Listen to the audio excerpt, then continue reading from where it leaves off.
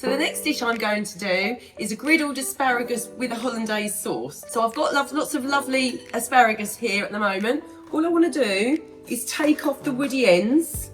Just take off about an inch off the ends of each one, because those bits can be a bit tough and not as enjoyable to eat.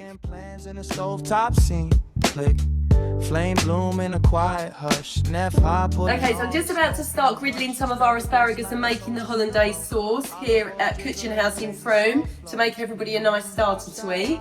So we've already trimmed the asparagus and this is already starting to heat through to the griddle plate. So I'm just going to start placing the bits of asparagus on the griddle so that starts to get a really nice colour. So while our asparagus is starting to cook, I'm going to move over to the hollandaise. So at the moment in this pan, I've just got some lemon juice and some white wine vinegar, and I'm just waiting for that to warm through.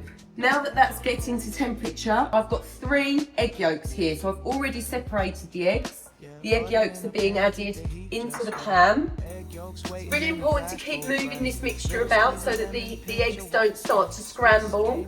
The smell coming off is lovely already.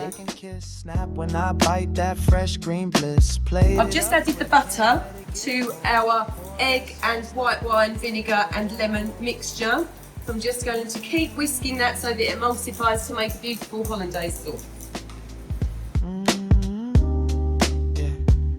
Okay, so our asparagus and hollandaise are now ready. I've already got my asparagus here.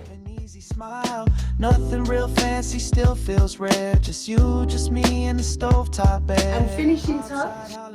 Slow and smooth, grilling up the good stuff. Set the mood, steam in the air while the fan hums low. We just take our time, let the flavors grow.